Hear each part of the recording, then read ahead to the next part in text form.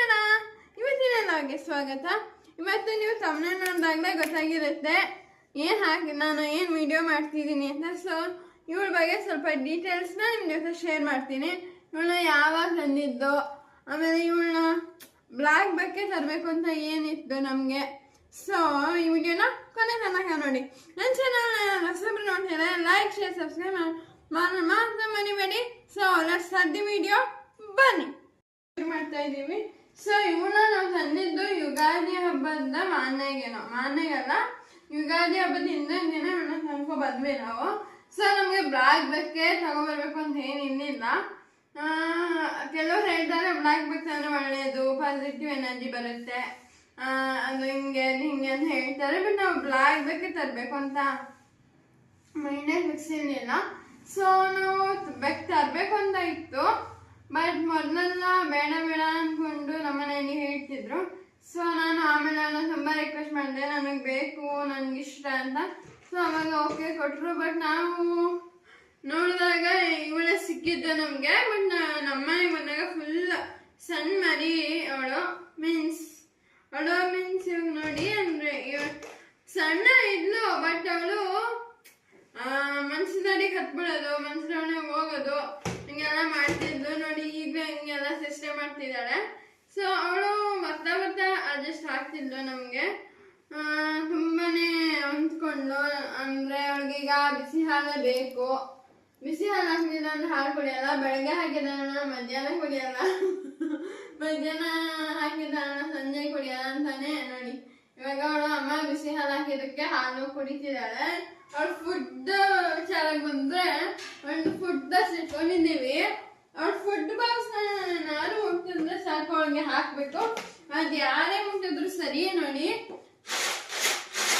ಹಾಲು ಬಿಟ್ಟು ಓಡೋದ್ರು ಅವಳು. ಅಷ್ಟಿಷ್ಟ ಅವಳಿಗೆ ಫುಡ್ ಅಂದ್ರೆ. ತುಂಬಾ ಬ್ರೇವ್ ಆಗಿದ್ದಾಳೆ. ಆಮೇಲೆ ಜಾಸ್ತಿ ಕಿಚ್ಚಾಡಲ್ಲ, ಏನು ಮಾಡಲ್ಲ. ಸೊ ತುಂಬಾ ಒಳ್ಳೆ ಬೇಕು ಅಂತಾನೆ ಹೇಳ್ಬೋದು. ಅವಳು ಫುಡ್ ಹಾಕಿದ್ರೆ ತಿನ್ಕೊಂಡು ಮಾಡ್ಕೋತಾಳೆ. ನೋಡಿ ಇಲ್ಲಿ ಅವಳ ಫುಡ್ನ ನಾನು ಅವಳಿಗೆ ಥ್ರೋ ಮಾಡ್ತೀನಿ, ಹೇಗೆ ತಿಂತಾಳೆ ಅಂತ. ನೋಡಿ ಅಲ್ಲಿ ಹೆಂಗೆ ತಿಂತಿದ್ದಾಳೆ. ಸೊ ನೋಡಿ, ಅದೆಲ್ಲಿದ್ರು ಕರೆಕ್ಟಾಗಿ ಫುಡ್ ಬಿದ್ದಿರುತ್ತಲ್ಲ, ಅಲ್ಲೇ ಹೋಗಿ ತಿಂದಿರ್ತಾಳೆ. ಫುಡ್ನ ತಕ್ಷಣ ಗೊತ್ತಾಗೋಗುತ್ತೆ.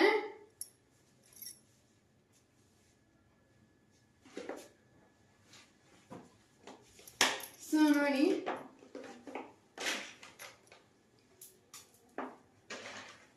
ತುಂಬಾ ಇದಾದ್ಮೇಲೆ ತಂದಿದ್ದು ಅಣ್ಣ. ಮೀನ್ಸ್ ಅಪ್ಪ ಒಪ್ತಿರ್ಲಿಲ್ಲ, ಬೇಡ ನಮ್ಮನೆಗೆ ಅಂತ ಹೇಳ್ತಿದ್ರು. ಬಟ್ ನಾನು ತುಂಬಾ ರಿಕ್ವೆಸ್ಟ್ ಮಾಡಿ ಇವಳನ್ನ ತಗೊಬಂದಿದ್ದು. ಬಟ್ ಆದ್ರೂ ನನ್ನ ಜೊತೆ ಇವಳು ತುಂಬಾ ಹೊಂದ್ಕೊಂಡಿದ್ದಾಳೆ.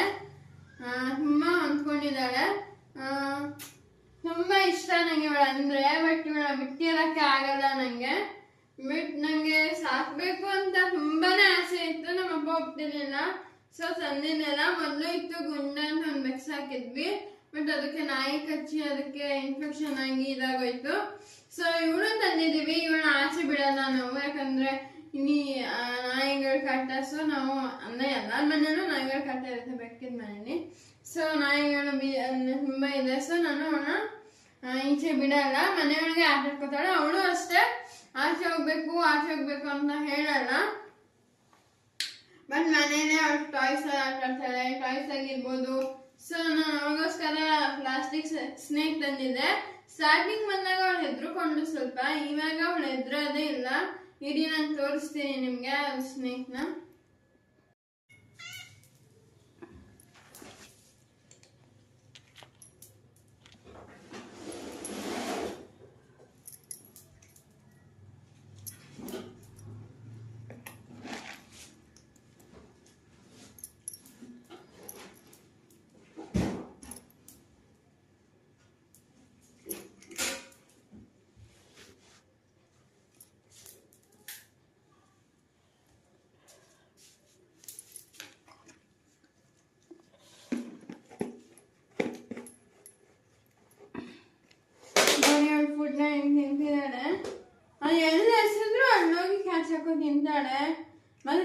ಬ್ರೇವ್ ಇದ್ದಾಳೆ ಇವಳು.